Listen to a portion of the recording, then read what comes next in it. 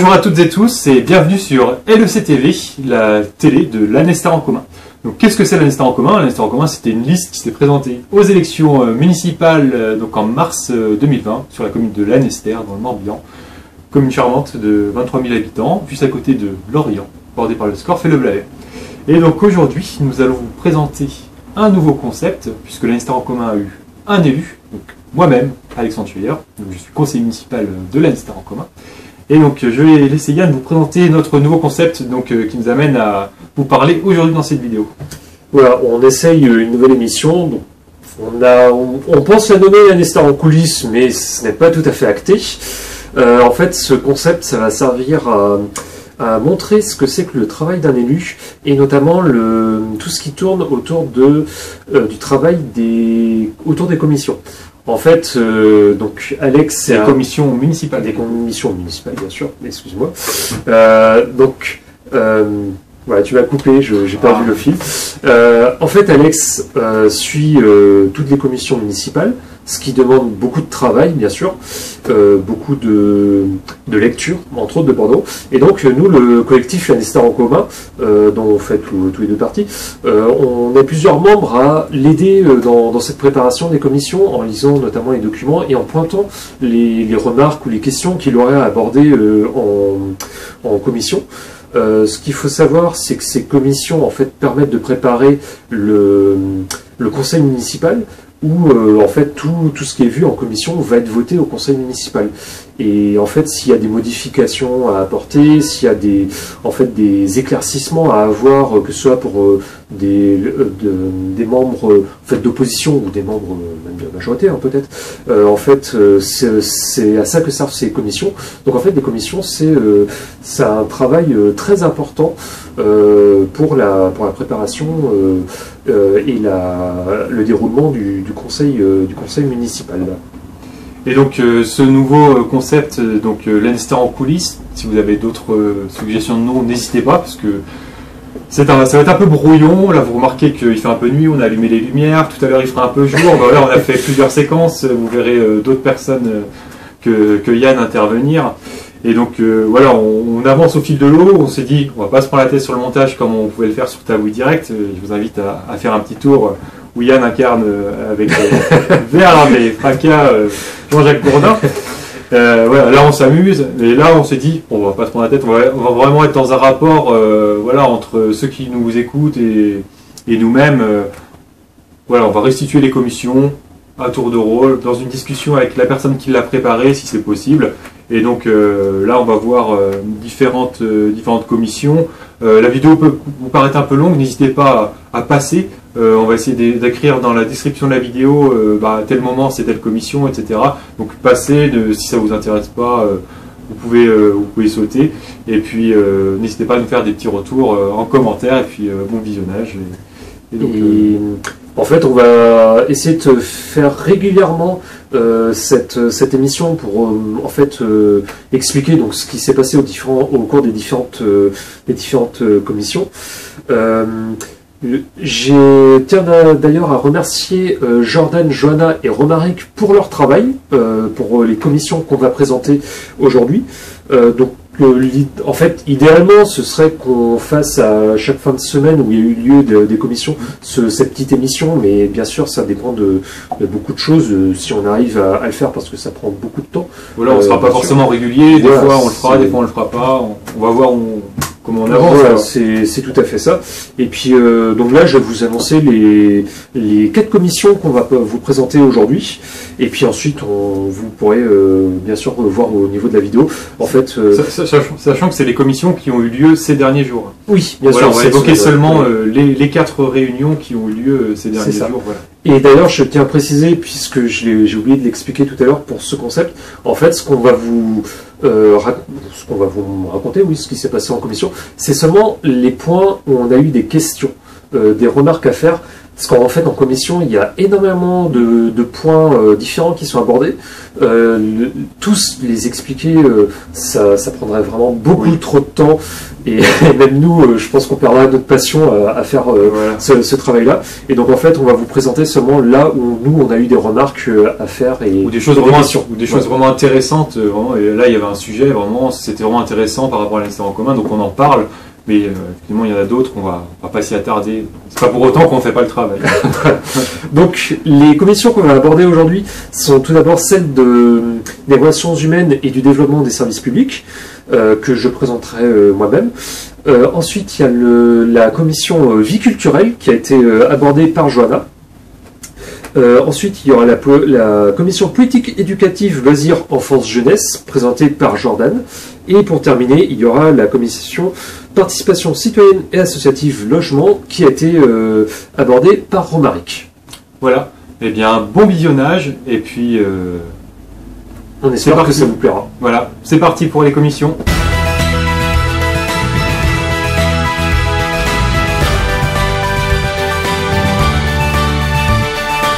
Donc Yann, là tu vas nous parler de la commission relations humaines, développement du service public. Déjà, est-ce que tu pourrais te présenter un petit peu pourquoi tu as choisi cette commission, pourquoi tu es dans l'Institut en commun et pourquoi tu l'as préparée? Alors, moi j'ai choisi en fait de travailler sur la commission relations humaines, développement des services publics, parce que les services publics sont quand même un secteur assez important sur la ville de Lanester. Ils sont nécessaires pour gérer une commune de plus de 20 000 habitants. Et en fait, cette importance fait qu'une commission déjà a été jugée nécessaire par le maire. Et pour travailler sur les effectifs des services publics. Donc voilà, moi c'est un sujet qui m'intéressait particulièrement. C'est pour ça que j'ai choisi de le traiter.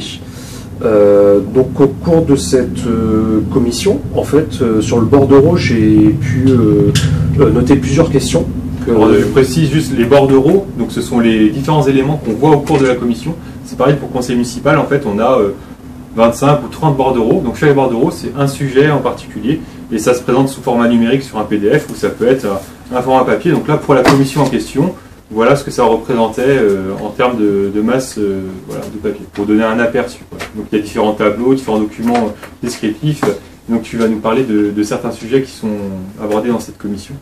Voilà, alors nous on a choisi de ne pas traiter tous les sujets abordés au sein des commissions parce que c'est vraiment très détaillé, il y a beaucoup de sujets qui sont abordés. Et ce qu'on a choisi de faire, c'est vraiment d'aborder les sujets où on avait noté des remarques ou des questions à poser aux membres de la majorité. Alors notamment pour cette commission relations humaines, moi j'avais remarqué un tableau sur un plan de titularisation des effectifs publics. Ce qu'il faut savoir, c'est qu'à Lanester, une partie des agents sont donc des agents titulaires, des fonctionnaires, et il y a d'autres agents, ce sont des agents contractuels. Il y a depuis plusieurs années, en fait, un plan a été mis en place pour qu'en 2020, 70% des agents de la ville de Lanester soient des agents titulaires. Selon les tableaux qui ont été présentés lors de cette commission et qui ont donc été renvoyés en avance, les effectifs sont quasiment atteints ce palier de 70% dans différents secteurs. Cependant, moi j'ai noté que même si la titularisation des agents progressait, il y avait quand même au niveau des effectifs globaux des agents une diminution en fait. Ce que j'ai pu noter comme chiffre, c'est que par exemple en 2017, là je prends l'exemple du secteur enfance animation, en 2017 ce secteur avait 109 agents et en 2020 il n'y en avait plus que 90. Et donc moi je me suis posé la question, est-ce que en fait ce plan de titularisation, ça ne servait pas aussi à masquer en fait le fait peut-être d'une volonté de réduire les effectifs globaux de la ville en supprimant en fait des contrats d'agents contractuels. Du coup, ça c'est une question que j'ai posée lors de la commission. Il y avait aussi un autre secteur, hein, c'était sur les moyens généraux, ça passe de 90 agents en 2017 à 82 en 2020. Donc là, tu évoquais le secteur enfance et animation. Donc j'ai eu une réponse, hein, parce que là, c'est vraiment toute bonne foi qu'on posait la question, et c'était pas un sous-entendu. L'idée, c'est d'avancer sur un travail en commun, en commission. Et donc la réponse a été que sur le secteur enfance-jeunesse, bah, c'est la fin des TAP. Donc c'est l'aménagement périscolaire, ça s'est arrêté récemment. Une partie des agents ont été remerciés. Donc c'est un certain nombre d'agents qui avaient été embauchés spécifiquement pour les TAP. Et donc leur mise en place à l'époque, en 2017, hein, si je ne me trompe pas, ou un petit peu avant, leur mise en place ont impliqué l'embauche rapide d'agents qui de fait étaient précaires. Donc ça c'est quelque chose qu'on peut retrouver sur le plan national, parce qu'il y a d'un coup il y a eu un gros besoin. Et donc sur l'ANISTER, ça représentait, hein, c'est le maire qui a répondu à cette question, 15 000 heures à l'année et 10 équivalents temps plein. Donc ça explique cette baisse effectivement sur le secteur enfance-jeunesse, et donc il n'y a pas une volonté a priori d'atteindre les 70% d'agents titulaires en baissant le nombre d'agents contractuels, c'est-à-dire en supprimant des postes. Là, c'est des postes qui forcément étaient supprimés parce que l'étape était supprimée. Et ce qui a été souligné, hein, sur ce document, on n'a pas eu l'occasion de le vérifier, mais on le fera plus tard avec les organisations syndicales, c'est que ces organisations syndicales étaient globalement d'accord avec le dispositif et trouvaient que c'était une avancée, plutôt une bonne chose. Donc voilà. Tu avais une petite remarque aussi sur certains chiffres qui apparaissaient dans le tableau. Oui, sur un des tableaux justement de ce sujet, je crois. En fait, il y avait... c'est un tableau qui portait sur le nombre d'heures effectuées dans l'année, si je me souviens bien, par les agents. Et en fait, il y avait des chiffres qui apparaissaient en rouge, alors que d'autres, la plupart étaient une couleur noire, une couleur normale. Et certains étaient en rouge, et je m'étais posé la question de pourquoi ces chiffres-là sont en rouge. Et donc là, la réponse, ça va être des choses que vous verrez tout au long de nos explications de commission. En fait, c'était simplement un oubli de l'agent ou du service qui avait préparé les bordereaux. Et donc ces chiffres rouges n'auraient pas dû apparaître, on les a eus, et apparemment c'était les écarts les plus significatifs qu'il y avait dans le tableau. Mais bon, c'est aussi ça le jeu des commissions, c'est que des fois on se pose des questions, en fait la réponse elle est toute bête, c'est un oubli, une coquille, ou voilà. C'est assez amusant, et ça montre aussi que on fouille tellement qu'on trouve des choses qui permettent aussi d'améliorer les bordereaux jusqu'à ce qu'ils arrivent au conseil municipal. Et même au conseil municipal, des fois on trouve encore des petites coquilles, genre une féminisation qui change, etc. Mais vous le verrez dans les commissions suivantes, il y avait d'autres choses de ce type, mais c'est rien de très important, mais ça permet de nous rendre compte aussi qu'on a travaillé à fond les sujets. Oui, c'est ça. Oui. Alors, il y avait un dernier sujet lors de cette commission sur lequel on avait une question à poser, ou plus exactement une remarque. C'est sur le télétravail. Donc, forcément, cette forme de travail, le télétravail, s'est développé avec les confinements ces derniers temps. Et donc, ce sujet est abordé dans un des bordereaux. Et c'était indiqué, moi ce que j'ai relevé, c'est que les membres du CHSCT et les autorités administratives, en fait, peuvent effectuer des visites au domicile du télétravailleur, qui doit être préalablement informé et avoir donné son accord écrit pour l'accès au domicile. Alors moi, ce que je me suis dit quand j'ai vu ça, même si c'était indiqué qu'il fallait avoir l'accord du télétravailleur pour que les autorités puissent venir le visiter à son domicile, moi je me suis quand même posé la question de savoir si c'était pas quand même un peu limite, et si le salarié, par exemple, il pouvait pas forcément des fois avoir la pression, en fait, si les autorités demandaient à venir chez lui, s'il pouvait pas avoir un peu la pression et se dire je peux pas vraiment refuser s'ils veulent visiter mon lieu de travail. Oui. Eh bien, ce qui a été intéressant au cours de la commission, c'est qu'un autre élu a posé exactement cette question-là, et j'ai simplement eu à dire que je posais la même question. Donc la réponse qui a été apportée, c'était l'idée vraiment d'encadrer le télétravail, parce que c'est une problématique qui est assez récente, qui est arrivée avec le premier confinement. Il y a plein d'agents qui se sont retrouvés en télétravail, qui ont continué depuis et qui le sont encore aujourd'hui. Donc l'idée, c'était vraiment d'encadrer ça, que ça ne soit pas un accord à l'oral comme ça entre le responsable de service et l'agent. Et il y avait la question des équipements, parce que c'est bien beau d'être en télétravail, mais quand on est chez nous, on n'a pas forcément un bureau avec une table telle qu'on peut l'avoir, telle qu'on peut avoir la chance de l'avoir aujourd'hui. On n'a pas forcément les bonnes chaises, etc. On n'a pas forcément l'ordinateur. Donc les ordinateurs pour le télétravail sont fournis aux agents, mais il n'y a pas de fauteuil, il n'y a pas de table, etc. Donc l'idée, c'est plutôt de faciliter le travail des agents. Il a été clairement dit dans la commission que l'idée, c'est pas d'aller inspecter les agents, etc. Ça a été écrit vraiment dans cette idée que les agents puissent travailler dans de bonnes conditions, et c'est même spécifié à la suite que l'agent peut lui-même demander une visite d'inspection et solliciter les conseils de la conseillère de prévention, etc. Et outre ça, les agents qui sont en télétravail, ils doivent être joignables sur leurs heures de travail, et il est bien précisé qu'ils travaillent pendant leurs horaires de travail et qu'ils ne se retrouvent pas, tel que ça pourrait se passer en dehors du télétravail, à emmener du boulot chez eux. C'est-à-dire imaginons l'agent travaille de 8h à 16h, imaginons avec une pause de midi, et bien avant 8h, il n'a pas à être joignable, on n'a pas à le contacter, et après 16h, c'est pareil, son ordinateur est éteint, etc. Et donc cette charte, puisqu'il est question d'une charte, elle permet d'encadrer le télétravail. Les organisations syndicales, a priori, d'après ce qui nous a été dit, ils sont plutôt favorables, et que ça va être mis en place. C'est mis en place pour la période de confinement, enfin pour la période qu'on traverse avec le coronavirus.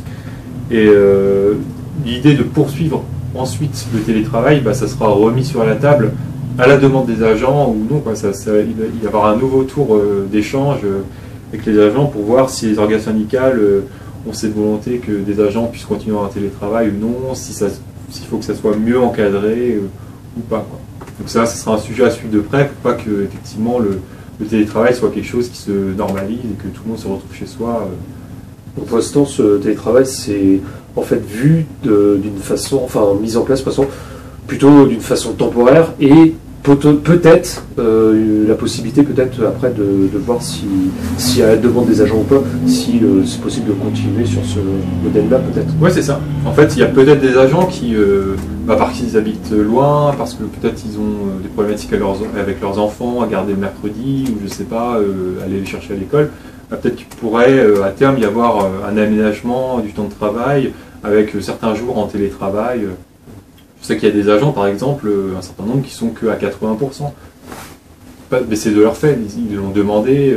Il y en a certains qui le subissent, mais il y en a d'autres qui demandent à ne pas être forcément à 35 heures, parce que dans leur vie privée, c'est plus facile de s'organiser comme ça. Et on peut se dire que le télétravail, ça pourrait être une demande des agents. Mais nous, on va être vigilants à ce que ça ne soit pas quelque chose qui soit subi par les agents. Et c'est pour ça qu'à un moment ou à un autre, on rencontrera, nous, en tant que l'ANESTER en commun, les organisations syndicales. Je sais qu'à l'ANESTER, il y a Sud Solidaire, la CGT et l'UNSA. C'est les trois syndicats qui sont représentés. Et donc je pense qu'on les rencontrera tous les trois séparément pour qu'ils nous fassent un retour de manière générale sur les conditions de travail des salariés, et puis sur les demandes et sur ces aspects-là aussi qu'on peut voir en commission. Est-ce qu'il y avait d'autres sujets dans cette commission? Alors moi, c'est ce que j'avais noté comme remarque. Forcément, il y avait d'autres sujets qui ont été abordés, mais où on n'avait pas forcément de remarques à poser. Oui, je crois que c'était tout sur cette commission. Effectivement, on a analysé pas mal de tableaux. Il y a d'autres choses, le point bleu, qui ont été abordés, avec des enquêtes qui ont été effectuées auprès des usagers, notamment les personnes âgées par rapport à l'utilisation du smartphone. Donc ça, c'était assez intéressant. En fait, on n'avait pas de remarques particulières. Donc quand c'est comme ça, on n'intervient pas forcément, et puis on approuve, parce que c'est comme ça aussi une gestion municipale. Nous, on ne s'inscrit pas dans une opposition à tout prix, on veut vraiment être dans un travail où on améliore aussi les conditions de vie à l'ANESTER, les conditions sociales et environnementales. Donc quand on a des doutes, on pose des questions en commission, et puis à un moment, il faut se positionner politiquement. Donc on le fait en conseil municipal. Mais il y a plein de sujets sur lesquels il y a un relatif consensus, que ce soit même les élus du Rassemblement national ou les élus En Marche. Des fois, il y a des sujets, c'est du bon sens, et nous, on s'y retrouve aussi. Donc on va passer à la prochaine commission.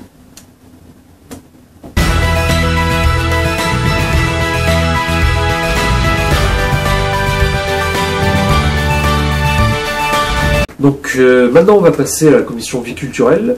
On remercie d'ailleurs Johanna pour avoir préparé cette commission et qui ne peut pas nous la présenter aujourd'hui. Donc elle a noté quelques remarques. Mais avant, tu voulais aborder quelques points qui ont été vus au sein de cette commission. Parce qu'en fait, la commission culturelle, elle est assez consensuelle, parce que sur les différents éléments de culture qui sont développés à Lannister, et il y en a beaucoup, on est plutôt en accord avec ce qui est proposé en fait. Donc on a assez peu de remarques sur le fond.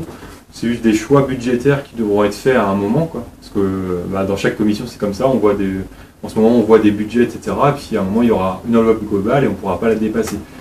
Peut-être qu'il y aura des coupes dans la vie culturelle et là il faudra faire des choix à ce moment-là. Peut-être que là on se positionnera un peu plus. Ce que j'ai trouvé intéressant dans cette commission, c'est qu'il y avait une personne qui était présente, un monsieur qui s'appelle Carole, c'est son prénom il me semble, et donc lui il est membre de la commission extra-municipale senior et temps libre sur histoire et patrimoine.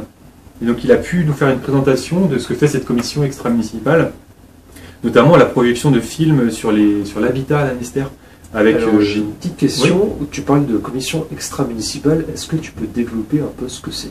Donc en fait c'est une commission qui n'est pas composée d'élus, enfin, il peut y avoir des élus qui prennent part, mais c'est une commission qui travaille sur un sujet spécifique, a priori c'est la seule à ma connaissance, et c'est une association qui s'appelle Histoire et Patrimoine et qui vont faire un travail de fond sur l'histoire et le patrimoine de Lannister.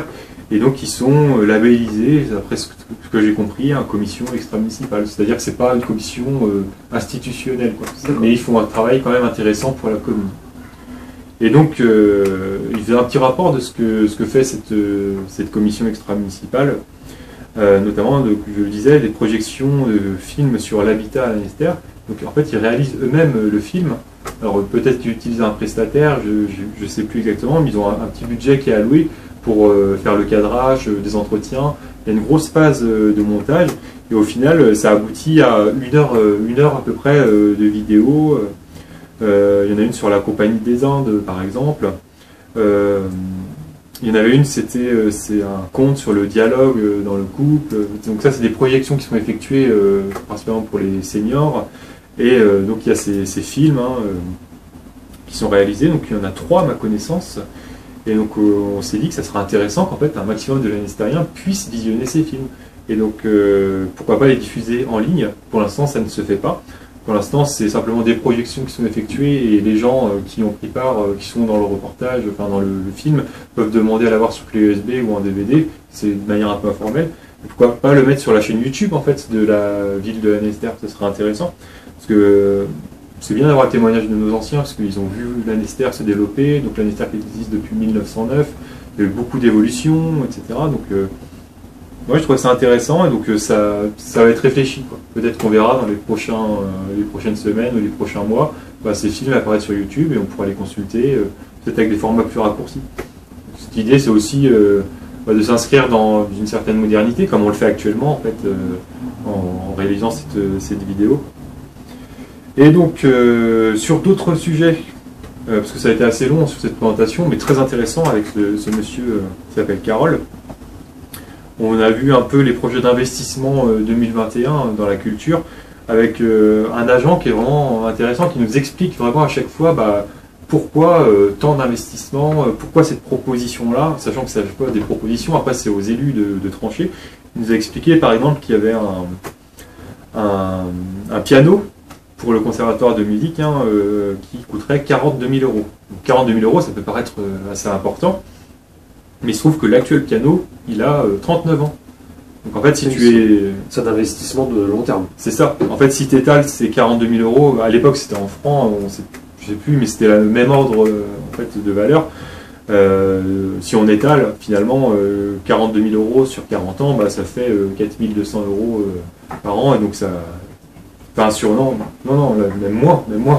On va pas refaire les maths, parce que là, Romaric n'est pas là, mais voilà, ça fait, sur 10 ans, ça fait 4 200 euros, donc sur 30 ans, n'en parlons même pas. Et il se trouve que le piano actuel, il coûte en entretien, parce qu'il faut l'accorder, c'est un piano de haute qualité, faut le remettre en état, etc. Donc à un moment, faut qu'on investisse, c'est comme le patrimoine, quoi. Quand les bâtiments se dégradent, à un moment, ça nous coûte plus cher de reconstruire totalement que de l'entretenir de manière régulière.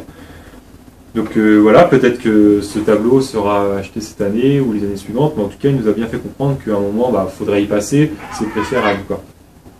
Un budget qui revient tous les ans, c'est les tableaux. Il y a 3 000 € qui sont alloués chaque année pour féliciter en gros les artistes locaux. Donc on achète des tableaux, on doit se positionner. Là, on avait plusieurs choix proposés par les services sur les tableaux. Donc il y en a un qui est ressorti majoritairement de la commission. Et ils sont exposés. Hein. Souvent, il y a une exposition qui se fait et ensuite on choisit l'un des tableaux. Sachant que la culture, de manière globale, en termes de budget, si j'ai bien compris, c'est entre 120 et 140 000 € chaque année. Voilà. Et voilà, donc c'est le tableau, figure des notes de pluie qui a été retenu. Donc vous pourrez le voir par la suite dans la mairie. Il sera disposé dans une salle, a priori. Il y a beaucoup d'œuvres d'art dans la mairie de Lanester qui sont dans les bureaux, etc. Il y avait cette idée aussi, pourquoi pas faire une exposition, mais après il faut trouver une cohérence. C'est tout ça, la culture, c'est vraiment du dialogue sur les œuvres d'art qu'on a déjà, sur les spectacles qui vont s'organiser, ceux qui ont déjà eu lieu, ceux qui sont annulés malheureusement avec le Covid-19. Et donc des festivals de théâtre aussi, donc KRRV notamment. Et donc Johanna avait formulé plusieurs questions. Je vais te laisser... Tout à fait, donc je vais vous lire les remarques qu'elle a pu faire et tu vas y répondre. Voilà. Donc par rapport au programme d'investissement qui a été réalisé donc, pour l'année 2021, il a été noté que des travaux divers vont être financés pour la médiathèque. Disons qu'il y avait un tableau, c'est ça, où il y avait différentes lignes, et pour la médiathèque, donc il y avait une catégorie de travaux divers. Et est-ce que donc tu peux nous expliquer un petit peu ce qu'il y avait? En fait, la question que se posait Johanna, c'est que il y avait cette colonne de travaux divers, mais ça affichait un 0. Et il y avait plusieurs colonnes comme ça où c'était un 0, donc je lui ai posé la question. Et en fait, tout simplement, c'est des choses qui ont été des travaux ou des investissements qui ont été effectués par le passé et qui figurent encore au service finance, parce que le service finance garde toutes les cases qui ont pu être utilisées. Et donc là, c'est simplement pour la commission, ils avaient oublié d'enlever ces lignes-là, tout simplement. Mais ça permet aussi de voir ce qui avait pu être investi par le passé. Mais ça veut dire aussi que si normalement, en fait, ces lignes n'auraient pas dû apparaître. Oui, elles n'auraient pas dû apparaître.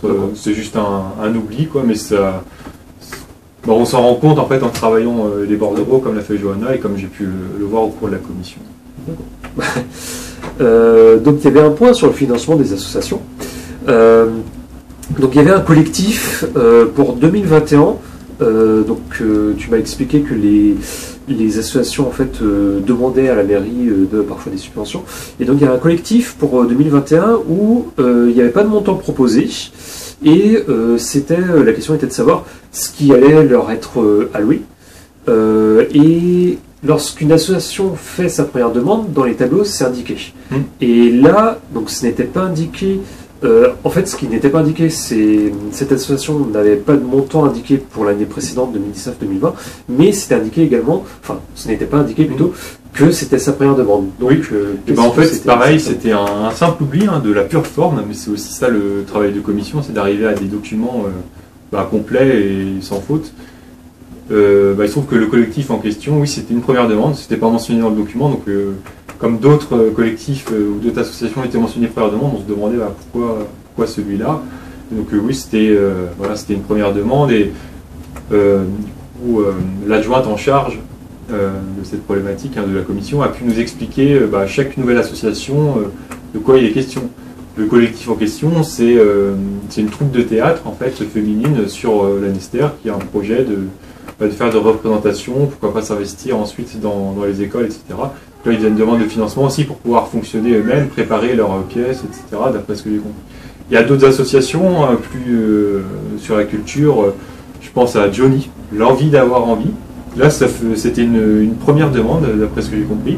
Et donc, il y avait ce choix assumé, ça m'a rassuré de la part de la majorité, de dire oui, Johnny, l'envie d'avoir envie, c'est pas la culture théâtrale, etc. C'est pas la culture de haut niveau. Oui, c'est de la culture populaire. Ouais, c'est de la culture populaire. Nous, moi, je trouve ça très bien. Et effectivement, il y a une trentaine de personnes qui sont dans cette association. Ils ont utilisé l'espace à Saint-Lô pour faire venir les sosies de Johnny. Et ça a été un moment assez festif, apparemment. Et Donc très bien, c'est aussi cette commission, c'est l'occasion de voir la richesse des associations présentes sur la Nester. Voilà, il y a eu plusieurs nouvelles demandes, et donc tout ça, ça va être analysé, il y en a eu 5 hein, d'après mes souvenirs, ça va être analysé dans la suite, hein, parce que les associations qui sont prises un peu au dernier moment, il y en a aussi qui ont oublié cette année de formuler leurs demandes, donc c'est aussi à ces associations-là d'être vigilantes à faire leurs demandes, puisque c'est de l'argent public aussi, donc on n'a pas à forcément les solliciter pour leur dire vous avez oublié de faire votre demande. En fait, si les associations ont besoin d'argent, il faut qu'elles le demandent à la mairie, et puis c'est à nous de voir qu'il y ait une juste rétribution en fonction de l'investissement qui se fait sur la commune. C'est aussi ça la vie culturelle sur le ministère. Alors, avant d'aborder la dernière remarque notée par Joanna, j'ai une petite question. Comme tu parlais des erreurs en fait qui peuvent être faites involontairement en fait dans la préparation de ces bordereaux, comme ces bordereaux vont être finalisés pour être présentés en conseil municipal, donc lorsque vous notez une petite erreur comme ça en commission, donc c'est le travail ensuite est fait pour que lorsque ce document sera présenté en conseil municipal, l'erreur sera... Oui, l'idée des commissions, c'est pour ce genre de coquille, quand on le fait remarquer, les agents notent tout de suite et puis ça sera modifié. Et s'il y a aussi des changements de choix, en fait c'est pris en note. Des fois ça peut être annulé, je l'évoquerai dans une prochaine vidéo je pense, mais il y avait un sujet qui devait être mis sur la table, qui a été mis sur la table en commission, qui devait apparaître en conseil municipal ensuite. Finalement, la majorité des élus se sont avérés opposés à ce projet-là, et donc ça a été retiré de la commission, et puis ça passe en bureau municipal, donc la majorité municipale avec les adjoints, les représentants politiques majoritaires, et ils décident ou non de reconduire la chose. Donc il y a vraiment un débat politique qui s'est pas sur la culture en l'occurrence, là c'était plutôt des coquilles, mais c'est ça le travail des commissions, c'est d'aboutir ensuite à un conseil municipal où on vote en toute connaissance de cause et on se positionne politiquement. C'est pour ça que je disais aussi lors d'un précédent conseil municipal que c'est un peu une chambre d'enregistrement, parce qu'en fait le vrai travail il se fait d'abord en commission. Après ça peut arriver que quelque chose nous échappe, on peut le redemander ensuite à la commission suivante en voyant le compte rendu, mais voilà, c'est surtout dans ces commissions-là que moi ce que j'observe en tout cas c'est là que on avance sur les sujets. Oui, et donc c'est finalement pour expliquer donc encore un peu ce que c'est la commission sert vraiment à comprendre les questions, les enjeux, pour au moment du conseil municipal en fait voter comme tu dis en toute connaissance sur les enjeux et puis savoir si ça correspond ou pas à ton avis. Sachant que ce qui est retenu à l'issue de la commission et qui passe en conseil municipal, c'est a priori des choses avec lesquelles la majorité est d'accord à 100%. Après, on a pu le voir lors d'un vote récent en conseil municipal sur le financement des écoles privées. On voyait dans la majorité des gens qui votaient contre, comme moi, ou qui s'abstenaient. Donc on pouvait voir des nuances dans la majorité municipale. Mais sur la grosse majorité des choses, si c'est soumis au conseil municipal, c'est que c'est une proposition de la majorité. Et ensuite, c'est plutôt les groupes minoritaires, tels que le nôtre, un ministère en commun, de se positionner soit en accord, soit contre, soit en abstention, et à expliquer pourquoi, de préférence. Alors maintenant, nous allons aborder le dernier point noté par Joanna, donc, qui concerne le prix de la ville du festival amateur. Et donc le choix, si je comprends bien, je connais moins bien le sujet puisque je n'ai pas traité le bordereau, mais donc le choix qui a été fait dans les documents, ça a été de donner la représentation du prix coup de cœur à la salle Jean Villard et pas à Quai Neuf. Alors déjà, il y a plusieurs éléments. Ce qui m'a étonné en voyant ça, c'est que déjà la salle Jean Villard n'existe plus. Maintenant, c'est le studio. Et donc, ma question, ça a été pourquoi en fait ne pas faire cette représentation du prix coup de cœur à Quai Neuf et pas au studio. Et je me demandais s'il n'y avait pas une coquille. Et effectivement, il y avait une grosse coquille. En fait, la représentation du prix coup de cœur se faisait déjà à Quai Neuf. Il se trouve que en fait, ce bordereau, c'est un bordereau qui revient tous les ans. Et donc c'était un copier-coller des années précédentes. Et ça n'a pas été mis à jour. Voilà, ça n'a pas été mis à jour pour cette commission. C'est pas dramatique en soi. Mais du coup, moi je trouve ça très bien que ça se fasse à Quai Neuf parce que c'est une salle a priori de meilleure qualité. Enfin, vu l'investissement qu'il y a eu dedans, ça vaut le coup qu'un maximum de représentation puisse s'y tenir. Et donc c'est le cas. Ça se tient bien à Quai Neuf. Donc le prix coup de cœur du Festival de théâtre amateur de Canarvie. D'accord. Voilà. Eh bien, très bien. Merci Alex pour nous avoir présenté les réponses de cette commission, et merci bien sûr à Johanna d'avoir préparé tout le travail préparatoire à cette commission. Oui, bah, merci à elle, puis bah, on va passer à la prochaine commission.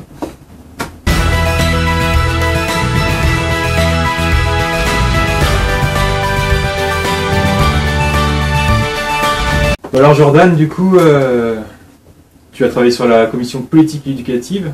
Est-ce que, comme Yann l'a fait tout à l'heure, tu peux déjà te présenter un petit peu pourquoi tu as préparé cette commission? Alors du coup, moi je m'appelle Jordan et j'ai choisi de m'intéresser à cette commission et à ces bordereaux parce que j'ai une petite expérience professionnelle auprès des enfants. J'ai notamment fait un service civique il y a quelques années sur le Pays de Lorient dans une des maisons de quartier où il y a un public prioritaire. Et donc par la suite, après, j'ai enchaîné sur un BAFA pour devenir donc animateur. Et puis plus récemment, je suis agent technique dans la fonction publique. Et je précise que je suis contractuel.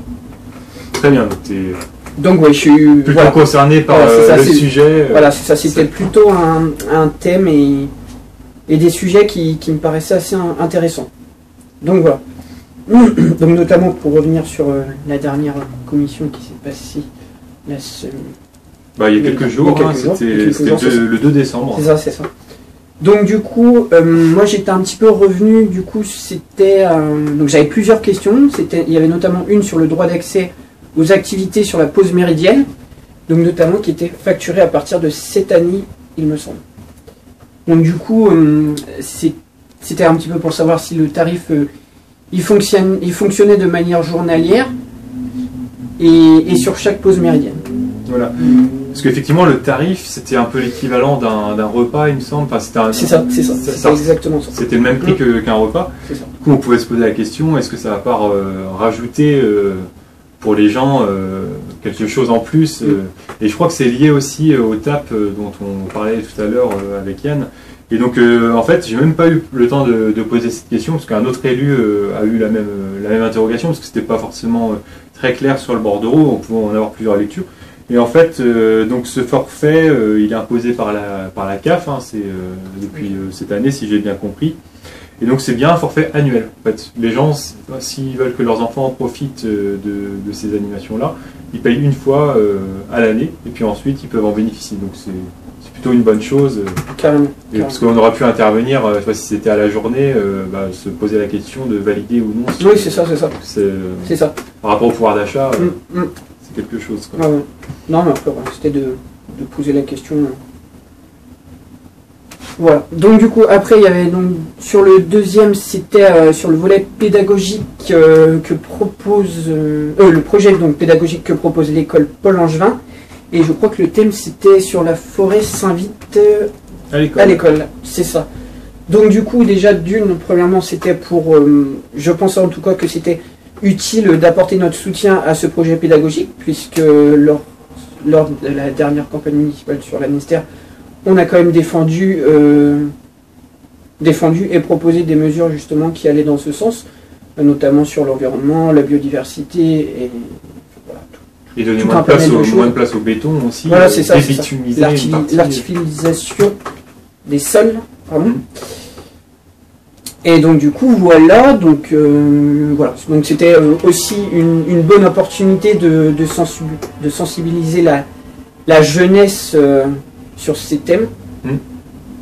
Donc voilà. Et donc, je vais préciser un peu plus, puisqu'il y a plus d'éléments qui nous ont été donnés en commission. Parce que concrètement, qu'est-ce que c'est la forêt s'invite à l'école? En fait, c'est des démarches qui ont été initiées en parallèle par deux institutrices. Elles s'étaient pas mises d'accord entre elles, en fait, mais elles avaient eu à peu près la même idée sur cette idée d'introduire la biodiversité dans les écoles, de planter des arbres, etc. Et c'est vraiment top, parce que ils ont pu fusionner en gros ces deux démarches-là et arriver à ce projet pour Paul Langevin. Et l'idée, c'est de le développer ensuite sur d'autres écoles et même d'avoir une démarche peut-être plus d'ensemble sur le ministère. En tout cas, c'est dans ce sens-là que que moi j'ai abondé sur l'idée que c'est vraiment intéressant. Et concrètement, qu'est-ce que c'est? En fait, il y a une entreprise qui va être sollicitée pour pilonner le sol. Il y avait cette idée, soit ils enlèvent complètement le bitume eux-mêmes avec des camions, etc., soit ils pilonnent. Et donc c'est plutôt ça qui va être retenu, d'après ce que j'ai compris. Ils vont pilonner, ça va faire des petits morceaux de béton, de goudron, etc. Et donc les élèves vont être sollicités pour participer à enlever le béton. C'est-à-dire, concrètement, avec leurs petites mains, à leur échelle, ça va être aménagé. L'idée, c'est pas d'exploiter les enfants, pas du tout. C'est plutôt, les enfants, ils vont prendre le béton, mettre dans une brouette. Enfin, moi, c'est comme ça que je l'imaginais quand ça a été présenté. Et puis, c'est super comme démarche, quoi. L'idée, c'est aussi que les habitants s'emparent de ce projet-là pour, on enlève du béton, et puis ensuite, il va y avoir un travail sur la parcelle, sur la terre, mettre de la nouvelle terre éventuellement, je sais pas, parce que la terre qui est en dessous ne doit pas être terrible, et puis mettre des arbres et créer un espace de biodiversité. Ouais, puis que les enfants soient acteurs et porteurs de ce projet aussi. C'est ça, c'était clairement l'idée du projet. Et donc, moi j'ai abondé dans ce sens-là en disant que c'était le genre de choses qui était dans le programme de l'Annester en commun. Nous on parlait de désartificialiser des sols, c'est-à-dire plutôt que des terres agro-naturelles, les ravager pour faire des nouvelles parcelles, industrielles ou d'habitation, déjà arrêter ça, et en plus débitumiser. Et donc il y a cette idée aussi qui avait été évoquée dans une autre commission qu'on verra pas aujourd'hui, mais je l'évoque, c'est sur l'avenue Kessler de Villers par exemple, on rachète en fait des morceaux de trottoir qui appartiennent aux maisons qui sont concomitantes. On rachète tout ça pour qu'on puisse avoir une gestion publique de cet espace. Pourquoi pas enlever 50 cm de bitume le long de l'avenue Kessler de Villers ou d'autres avenues ou d'autres rues, à voir si vous le construire avec les habitants ce projet-là, mais pour faire respirer, réintroduire la biodiversité, qu'il y ait des insectes, qu'il y ait pourquoi pas des comestibles, des légumes, carrément. Des murs, des choses comme ça. Quoi. Et donc là, c'est une première pierre en fait, et c'est bien que ça passe par l'école, parce que du coup, les enfants, moi, ça me choque un peu qu'ils soient dans des cours qui soient bitumés, quoi. Donc là, ça leur permet aussi d'avoir un autre environnement. Voilà, un beau projet. Donc voilà, et donc du coup, sur le même sujet, est-ce qu'il serait possible du coup de suivre les avancées pédagogiques de ce projet-là? Eh ben, sur le suivi, ça sera à voir, quoi, parce que c'est un projet qui est en cours. Moi, j'ai en tout cas indiqué que nous, on est vraiment favorable à ce projet, qu'on souhaiterait avoir du nouveau. Quoi. Ok. Et donc, oui, tu avais évoqué dans la présentation l'idée qu'il y a une restitution. Il y a une restitution normalement qui est prévue donc, sur le document qui figure sur le bordereau. Il y a une restitution normalement qui serait prévue à Quai-Neuf. Mais en fait, non, c'est pas sur ce projet-là. C'est sur un autre projet plus culturel, d'après ce que j'ai compris. Ok. Mais c'est aussi ça, la lecture des bordereaux. Des fois, on peut confondre les sujets. Oui, tout à fait. Mais ça a été l'occasion, au moment où j'ai posé la question, de signifier le fait que pourquoi pas le présenter plus largement en public. Quoi. Voilà, c'est ça. C'est ça, et puis valoriser le travail le travail des enfants et le travail des institutrices qui ont initié la chose. Voilà, c'est ça. Et puis aussi le travail des habitants qui vont peut-être, des parents d'élèves, etc., qui vont participer à la démarche. Voilà. L'idée, c'est qu'un maximum de gens se mettent en mouvement autour de ces problématiques. Quoi. Donc voilà, après, ensuite, du coup, j'ai tenu à parler de la rénovation du skatepark sur l'Annester. Donc voilà, en fait, j'ai relu un petit peu le sondage, j'ai regardé les visuels, tout ça, tout ce qui était proposé dessus.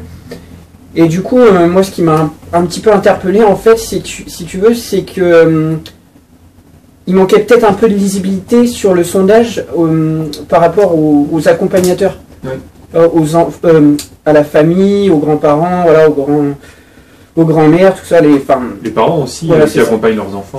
C'est ça, et qui sont pas forcément utilisateurs du skatepark. Donc voilà.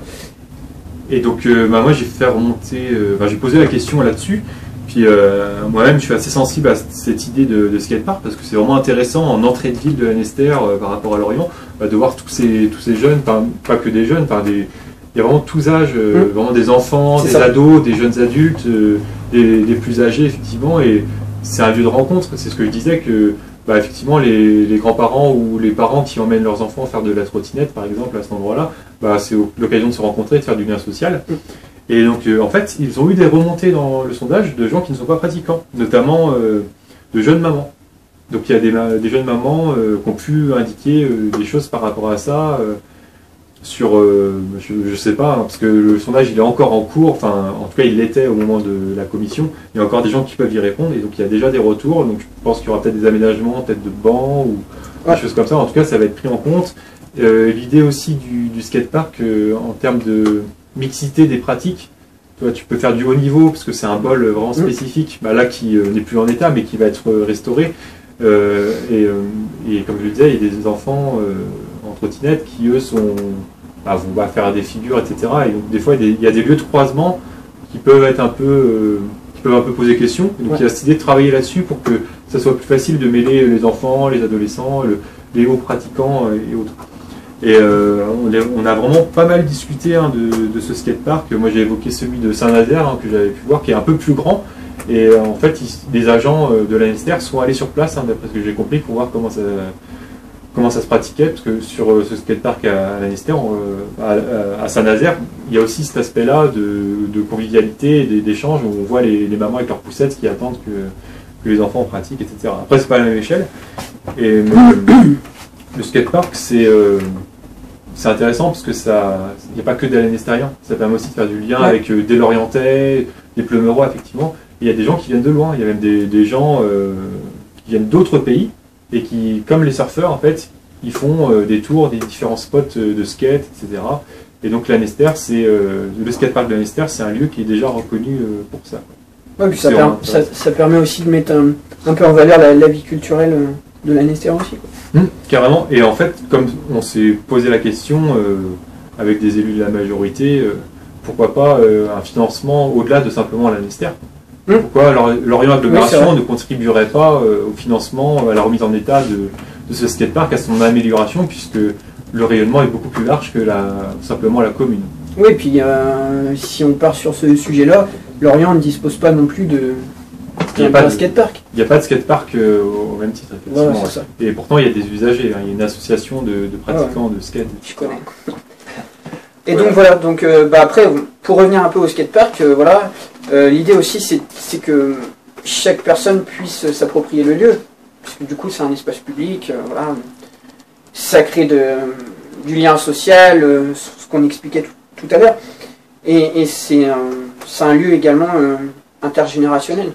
Mais c'est ce qu'on revient à ce qu'on parlait tout à l'heure. Donc voilà. Et donc je crois que c'était tout pour cette commission. C'était tout pour moi.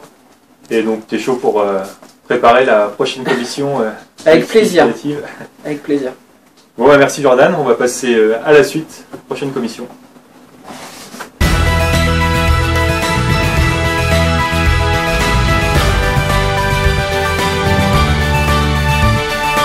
Alors maintenant, on va aborder la commission participation citoyenne et associative, logement, politique de la ville et rénovation urbaine. C'est donc Romaric qui nous a préparé cette commission pour toi. Donc forcément, on le remercie pour le travail qu'il a effectué et pour les remarques qu'il a pu noter. Merci Romaric. On va commencer par un retour sur le compte rendu de la précédente commission. Auquel en fait Romaric a fait une remarque auquel tu n'avais pas sur le moment en fait au moment de la commission on n'avait pas prêté attention, mais c'est en revoyant le compte rendu qu'on s'est dit qu'il y avait quand même une question à poser, et du coup je te laisse la présenter. Voilà, je vais lire ce qu'il a pu noter, puisque je connais moins bien le sujet comme je ne l'ai pas traité. Donc il va être demandé aux associations de revoir leur fonctionnement afin de s'adapter à un espace où le maître mot est mutualisation. Pour pouvoir mutualiser, il faut pouvoir se parler. Et dans quel cadre est-ce possible? Voilà, par rapport à la maison des associations. Voilà, c'est ça, c'est le cadre de la maison des associations. Lors de la campagne, donc l'association M2L avait transmis une lettre ouverte aux candidats dans laquelle ils évoquaient l'idée d'un office municipal des associations. Cela pourrait être le cadre d'échange afin de rendre serein le fonctionnement de ce nouveau lieu qu'est la maison des associations. Par ailleurs, donc Françoise Dumont, l'élu, qui est chargé de cette commission de participation à la vie citoyenne et associative, indique que toutes les demandes des associations ont trouvé une solution adaptée, mais ce qui ne veut pas forcément dire qu'elles ont toutes été intégralement satisfaites. On sait d'ailleurs que c'est difficilement faisable. Il est alors légitime de se demander sur quels critères cela a été tranché, et l'Office municipal des associations pourrait être aussi le cadre de discussion sur l'attribution des moyens. Voilà. Donc effectivement, l'association M2L, nous-mêmes, on l'avait rencontrée lors de la campagne municipale avant mars 2020. Et donc elle nous avait parlé de ce sujet-là, et donc c'est pour ça que ça nous est revenu à l'esprit au moment où on parle de maison des associations. Donc j'ai posé cette question telle que tu l'as formulée, telle que Romaric nous l'a formulée. Et donc déjà il m'a été redit que toutes les associations ont eu satisfaction. Donc ça c'est la parole de l'élu en charge, donc Françoise Dumont. Donc, moi je ne doute pas de sa bonne foi, et puis j'invite s'il y a des associations qui ont des infos à nous faire remonter là-dessus, ne pas hésiter à nous contacter. Et donc il y a une attribution en fonction du nombre de personnes des associations, c'est ce qu'on peut voir, ce qu'on a pu voir dans d'autres commissions notamment. Et donc il n'y a pas eu de gros problèmes sur l'attribution des locaux, et toutes les demandes ont été prises en compte en février. Il y avait une démarche à respecter, etc., pour arriver à faire cet emménagement dans les nouveaux locaux. Et donc, par rapport à la mutualisation, il y aura un règlement intérieur pour septembre 2021. Donc, le travail, il est encore en cours avec les associations. Ce qui a été souligné aussi, c'est que, nous on en a tout à fait conscience à l'Annester en commun, c'est qu'il y a beaucoup d'associations à l'Annester, et c'est ça qui aussi fait la richesse de la commune, puisqu'elle contribue à la participation citoyenne, et c'est l'objet de la commission.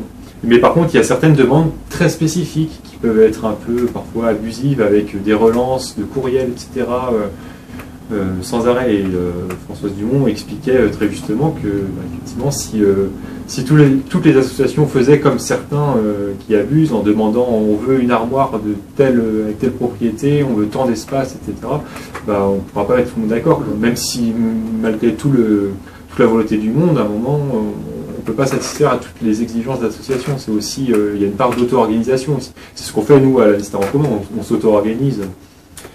Et donc voilà, il y a eu différents sujets qui ont été évoqués, des exemples concrets de demandes d'associations. Donc nous, on va rester attentifs sur le sujet. On a seulement ce retour de commission, mais on reste disponible auprès des associations qui ont des retours à nous faire sur le fonctionnement, sur les demandes qu'elles peuvent faire qui ne sont pas satisfaites. Après, c'est à nous de juger en fonction des éléments qu'on a entre les mains. Mais c'était vraiment une bonne occasion, en fait, ce sujet-là, de vraiment balayer la question des associations. Alors maintenant, on va aborder un point sur la commission consultative pour l'accessibilité aux personnes handicapées, sur le renouvellement de cette commission. Donc, une remarque qu'avait notée Romaric, c'était de demander auprès des élus de la majorité, de demander un bilan sur les années 2016-2020. Oui, c'est ça, parce que du coup, il y a un renouvellement de cette commission. On est nouvellement élu. Enfin, moi-même, j'étais déjà élu à l'Annester, mais je n'étais pas moi-même personnellement dans cette commission, puisque actuellement, avec l'Annester en commun, on participe à toutes les commissions. On n'est pas forcément présent à toutes, mais on les prépare toutes. Enfin, on fait le maximum, en tout cas. Et donc, pour faire nos choix politiques, nos prises de position en conseil municipal, etc., en toute connaissance de cause, il nous faut des documents qui font le bilan. Et donc, le bilan 2016-2020, on l'a demandé et il nous sera transmis, a priori, à la prochaine commission, si j'ai bien su. Et ça, c'est un truc sur lequel on n'hésite pas à formuler des demandes, parce que les agences sont là pour ça aussi, pour accompagner les élus dans leur mandat, et il n'y a pas de problème pour avoir accès à ces documents, mais il faut d'abord le demander. Et donc sur ce point, toujours sur cette commission, Romaric avait également la question de savoir en quoi cette commission a des améliorations sur ce sujet de l'accessibilité aux personnes handicapées. Et bien sûr, c'est pas dans une démarche d'être suspicieux sur ce qui est fait ou pas fait, mais vraiment dans une démarche d'être constructif, quoi. Ouais, c'est ça. Et moi, je le rappelle en fait en commission, parce que des fois, les élus de la majorité peuvent se dire ah bah il va encore pointer ça, il va se placer en opposition. Enfin, ça peut être quelque chose qu'ils pourraient ressentir. Hein, et donc, moi, je préfère les prévenir que la plupart des questions que je pose, enfin, que nous posons, l'Anistar en commun, c'est dans une idée de mieux comprendre et de pouvoir faire des choix éclairés et qui répondent à l'intérêt général.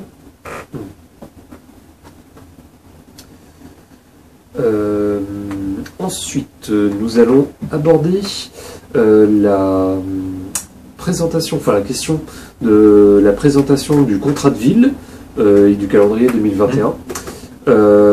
Donc, Romaric avait noté que c'était une présentation quand même très synthétique, ce contrat de ville. Est-ce que tu peux nous expliquer un peu ce que c'est que ce contrat de ville? Le contrat de ville, qu'est-ce que c'est? En fait, chaque année, des associations peuvent proposer des projets pour les quartiers politiques de la ville. Politique de la ville, c'est un terme vraiment national, en fait. Et donc, ça se traduit par des actions sur les quartiers populaires. Donc, sur l'Anester, comme on n'a pas une cité immense avec des tours, etc., comme un urbanisme assez diffus qui permettait d'avoir de la mixité sociale et tout, ce qui est une force et ce qui est plutôt pas mal. Il y a plusieurs quartiers sur l'Anester, on n'a pas un gros bloc de HLM. Sur l'Anester, il y a des quartiers qui sont exclus du périmètre, mais ça permet quand même de faire des actions. Et donc le périmètre contrat de ville, ça concerne Kerfréour à Châtaigneraie, le centre-ville et Kessler-de-Villars. Et donc les associations qui proposent des choses dans le cadre du contrat de ville, c'est sur ce périmètre-là. Moi-même, hein, dans ma situation professionnelle, dans le milieu associatif, on propose des interventions qui rendent service aux habitants. Par exemple, les personnes qui peuvent être isolées, les aider, etc. Il y a les éducateurs de quartier qui interviennent, etc. Donc ils peuvent se retrouver avec les agents de développement locaux à développer des projets qui rendent service aux habitants. Alors là, moi, j'ai une petite question donc, qui ne vient pas de Romaric, mais de moi par rapport à ce que tu me dis. Est-ce que, comme ce contrat de ville, c'est quand même très localisé géographiquement, est-ce que ça pose pas aussi la question de l'inégalité? Par exemple, si on prend un quartier, à d'autres quartiers en fait qui ne sont pas concernés par cette zone, mais qui aura peut-être aussi besoin d'aide ou de la présence d'associations. Est-ce que tu pourrais ajouter quelque chose? En fait, ce que je dirais, c'est que il y a 4 maisons de quartier sur l'Anester.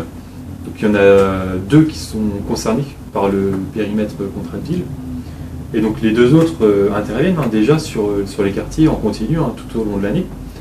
Et puis il me semble que dans le cadre du contrat de ville, la mairie de l'Anester fait le choix de privilégier effectivement le périmètre qui est dédié au contrat de ville, mais que ça peut être aussi des projets qui interviennent sur d'autres quartiers. Il peut y avoir un lien qui se fait par exemple avec le quartier Bellevue, avec le quartier Tippener, etc. D'accord.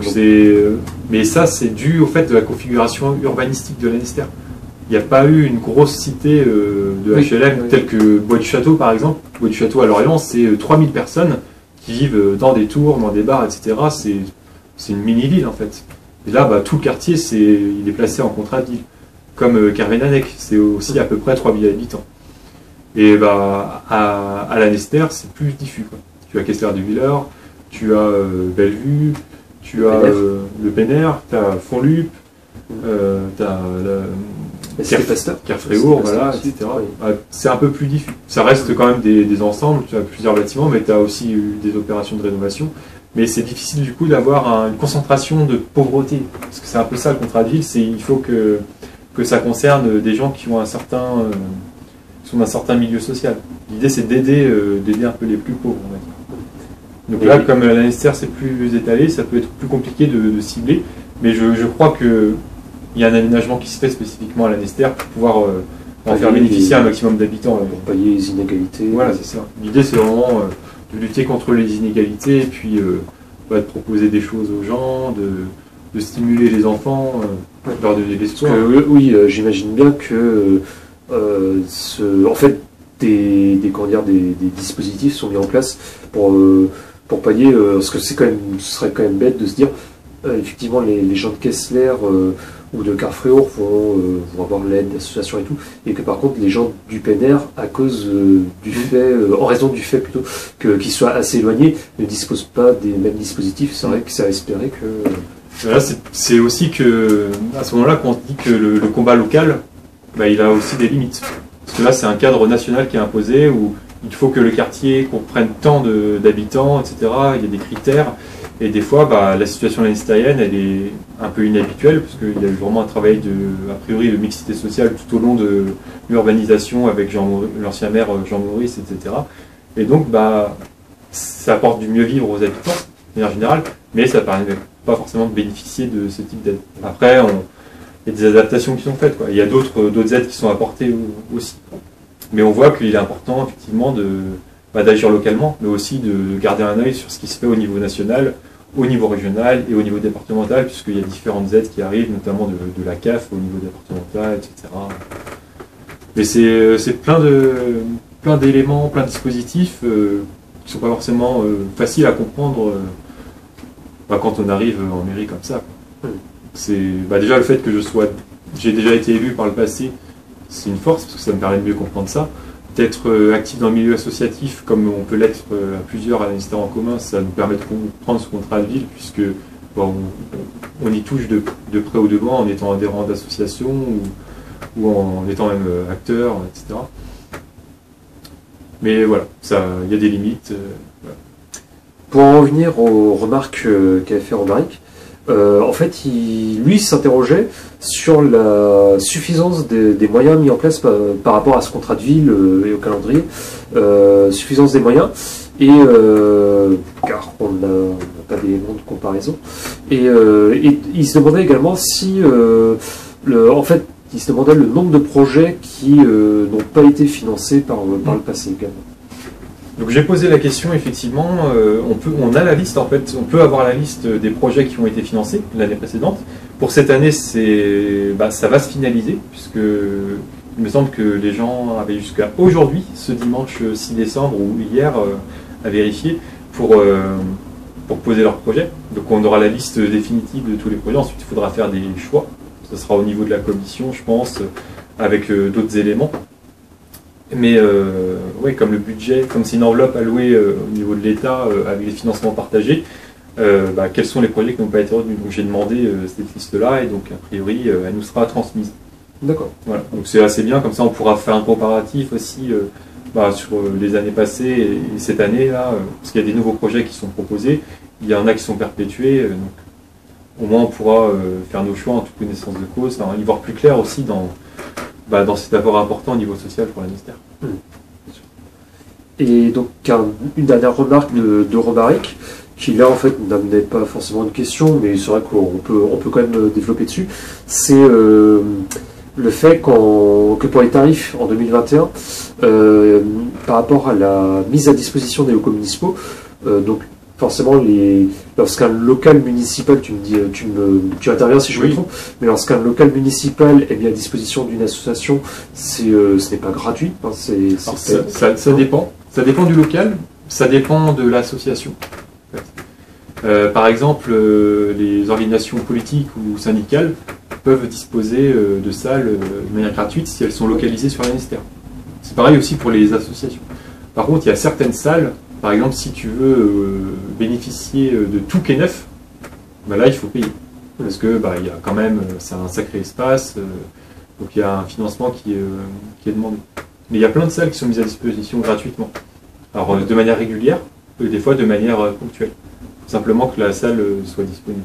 Donc ça c'est quelque chose à savoir pour les associations de la Nester, la plupart le savent, j'espère, mais il ne faut pas hésiter à demander des locaux si besoin, si vous avez besoin de vous réunir ponctuellement. Bon là c'est un peu compliqué avec le contexte sanitaire, mais ça peut se faire. Et donc, ce qu'avait noté Romaric, c'est qu'en fait, ces tarifs pour l'année 2021, il n'y a pas d'augmentation en raison justement, je suppose que c'est en raison de la crise peut-être. En fait c'est un choix politique. C'est comme tous les tarifs, des fois on peut choisir les augmenter, on peut choisir les baisser, et puis on peut choisir un moment de maintenir la grille précédente.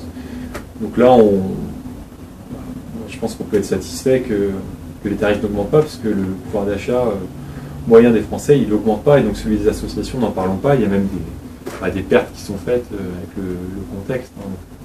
Donc c'est plutôt pas mal par rapport au contexte économique qu'on n'augmente pas les tarifs. Eh bien, nous avons terminé avec cette commission participation citoyenne et associative. Et j'ajouterais que ce qui est intéressant avec cette commission, c'est que là on s'est réunis en mairie, parce qu'il y a le contexte sanitaire, mais l'idée c'est que cette commission soit mobile. Et donc si le contexte sanitaire le permet la prochaine fois, on se réunira à la maison des associations. Donc, ça permettra de voir concrètement les lieux. Une autre fois, on s'était réunis à l'Escale, à Kessler-des-Villers. Et donc moi je trouve ça intéressant parce que ça permet aussi d'être dans la ville, quoi, de ne pas être un peu dans notre tour d'ivoire en tant qu'élu à parler de choses qui sont loin. Là on est concrètement dans le bâtiment et si besoin on peut se déplacer et faire une visite. Il y a une visite qui est prévue avant. Comme ça, de se rendre compte aussi par exemple de l'état et de la disposition des bâtiments dans lesquels les associations parfois se réunissent. Oui, tout à fait. Et ça, je trouve ça vraiment intéressant. Effectivement. Voilà. Et bien, merci pour ce petit éclaircissement. On remercie aussi Romaric d'avoir préparé cette commission. Et puis, on va passer à la conclusion. Voilà, on va passer à la conclusion. Encore merci à tous ceux qui ont préparé la commission.